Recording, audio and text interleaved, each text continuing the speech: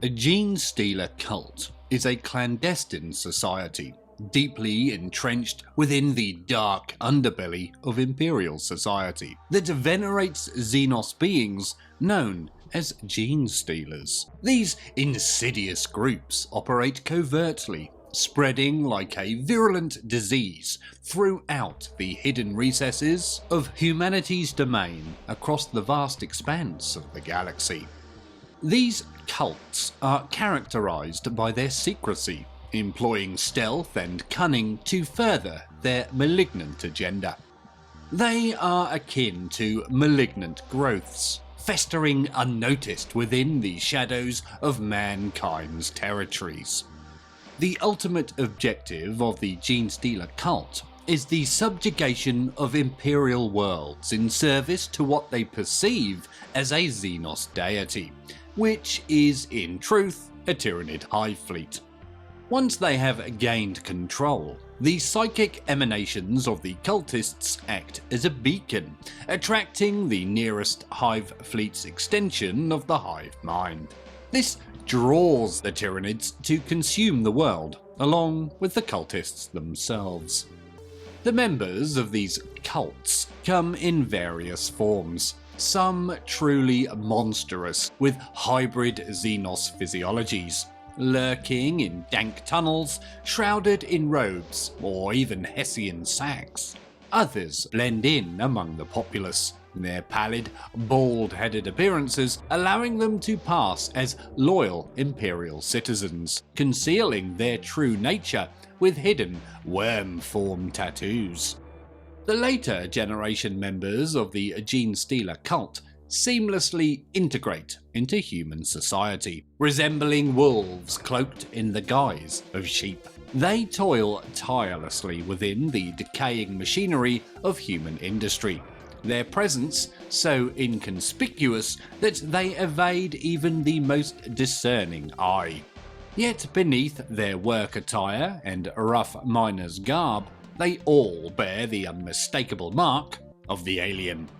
When the Brotherhood has amassed enough strength and the pieces are in place for their grand rebellion, the Genestealer Cult springs into action.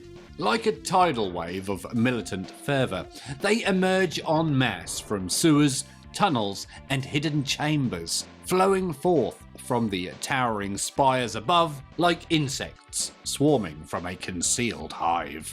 On this grimly triumphant day of conflict, the cult's warriors are already leagues ahead of their adversaries.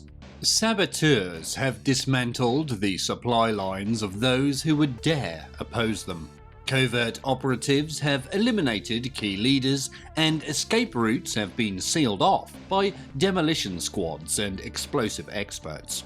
Those who attempt to flee encounter city streets and passageways obstructed by burning debris or patrolled by packs of hybrid abominations lying in wait. Every possible contingency that the cult's masters could anticipate has been meticulously planned for, every advantage meticulously arranged in their favour. The adversaries of the Genestealer Cult face a grim reality as they discover their ammunition stores depleted, their fuel reserves exhausted, and their transportation commandeered. Even their supporting fleet, hovering in orbit, suffers damage and disruption. By the time the cult strikes, their foes are encircled, stranded, and already weakened, ripe for the slaughter that has been meticulously orchestrated. The brutality inflicted upon the enemies by the cult is horrifying to behold. Although many of their ranks are armed no better than local militia, their overwhelming numbers and unwavering zeal make them formidable adversaries in combat. Even the most formidable opponents are not safe, as they fall prey to ambushes orchestrated by mutant hybrids, whose guttural hisses and piercing shrieks accompany their vicious assaults. Alongside these abominations are the pure strain Genestealers, whose deadly claws and bladed appendages leave devastation in their wake. The leaders of the enemy forces also meet their match on the battlefield, facing off against the elite of the cult. The Primus, a charismatic and inspirational warlord, the Magus, a mesmerizing telepath wielding psychic powers, and the Patriarch itself, a monstrous terror that traversed the void of space to unleash havoc upon the world. In reality, the cult is but a pawn in service to a far greater entity. This unseen and incomprehensible force, known as the Great Devourer, is inexorably drawn to the doomed world by the very cult that seeks its conquest. When the prophets of this dark dynasty proclaim the impending apocalypse, their warnings are more accurate than even they realise.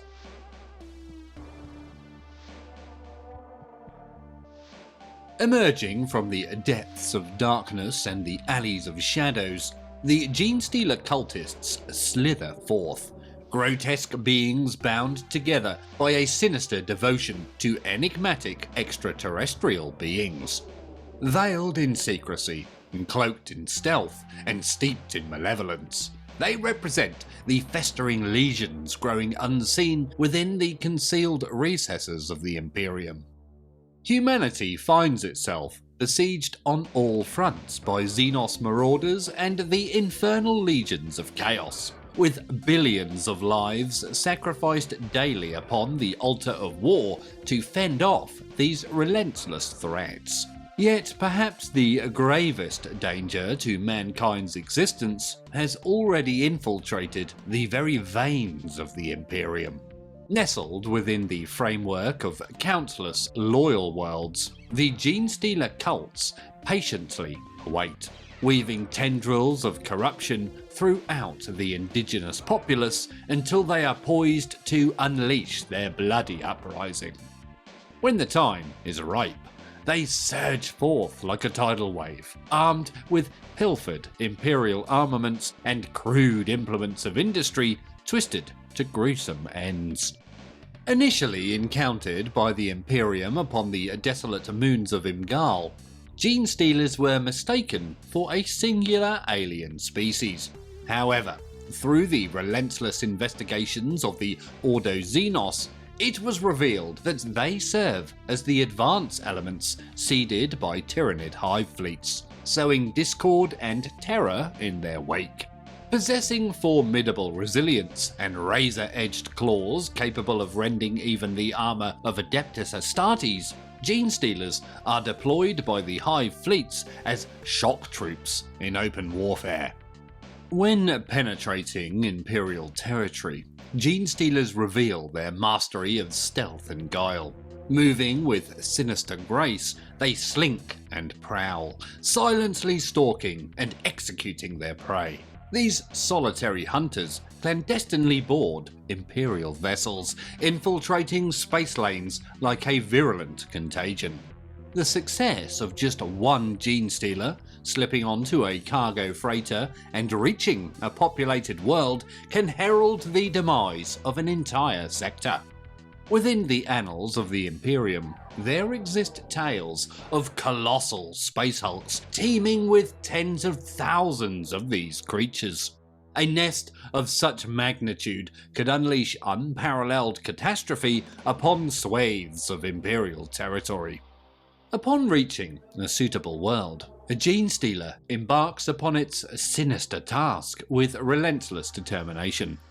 Over the span of a few Terran years, hundreds of unsuspecting civilians fall prey to abduction and infection by the creature's Tyranid genetic code.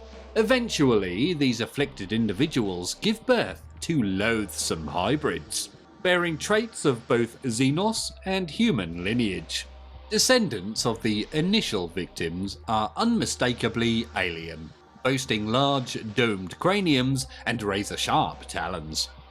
As the insidious corruption spreads, subsequent generations emerge with the ability to pass as a human, seamlessly blending into the broader populace and even infiltrating esteemed imperial organizations, such as the Adeptus Arbites, the Departamento Munitorum, and the Astra Militarum, unwittingly sealing their own fates in the process. A fate ultimately culminating in their own annihilation.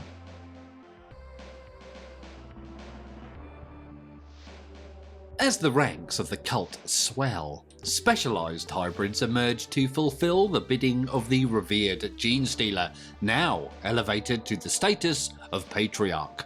Maguses, conduits of psychic power corrupted by the Patriarch's influence, are entrusted with the pivotal task of indoctrinating key figures within the planet's governmental and military echelons.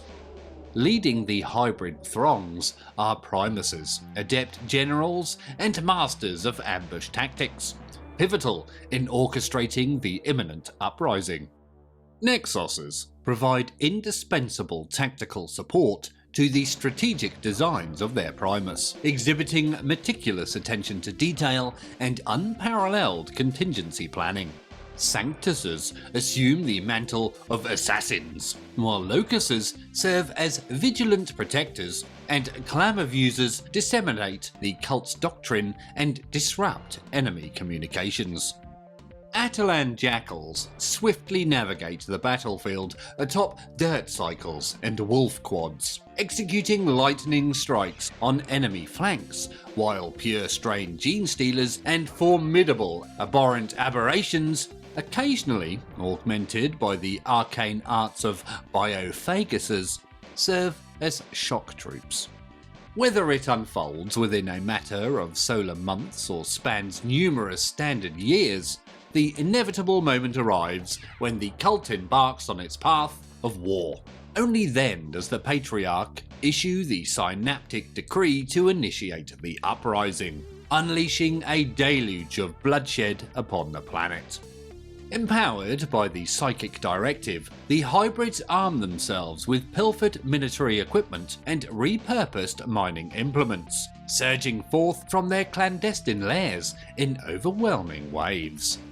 Under the shrewd guidance of their tactical commanders, the cultists initiate their assault by targeting critical strategic assets such as communication hubs, spaceports, and munitions depots. With defences crippled and avenues for reinforcements severed, the planet becomes vulnerable to conquest. In a frenzied outpouring of savage brutality, the uprising engulfs those deemed as the greatest obstacles to the cult's objectives.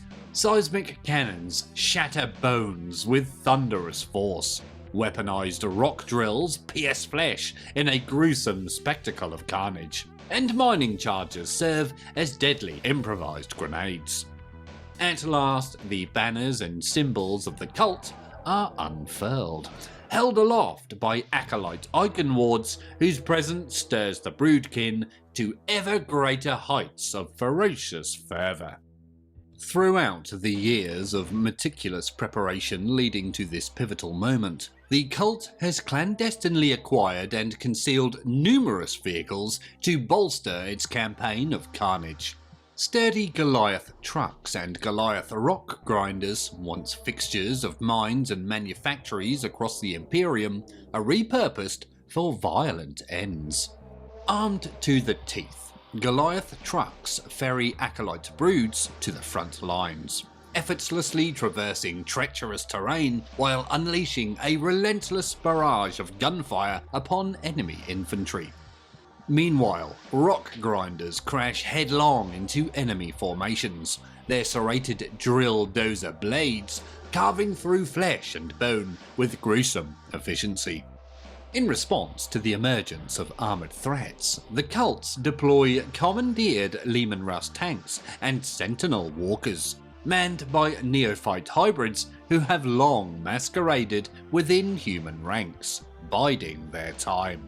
Devoted entirely to the Patriarch, they turn their weapons upon their erstwhile comrades without hesitation, their treachery serving as a potent psychological weapon in its own right.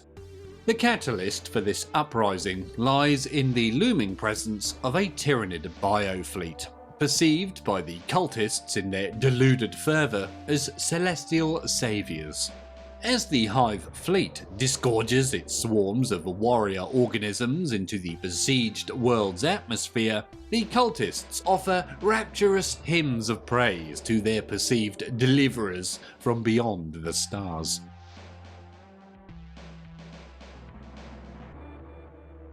Even amidst the relentless onslaught of the Tyranids, as they systematically consume every trace of biomass on the planet, the cultists cling to a twisted faith in their corrupted hearts. They believe that these ravenous aliens will grant them transcendence, elevating them beyond mortal frailties. They eagerly anticipate the promised unity of form and purpose, holding steadfast in their belief that the Tyranids will deliver them unto a higher existence.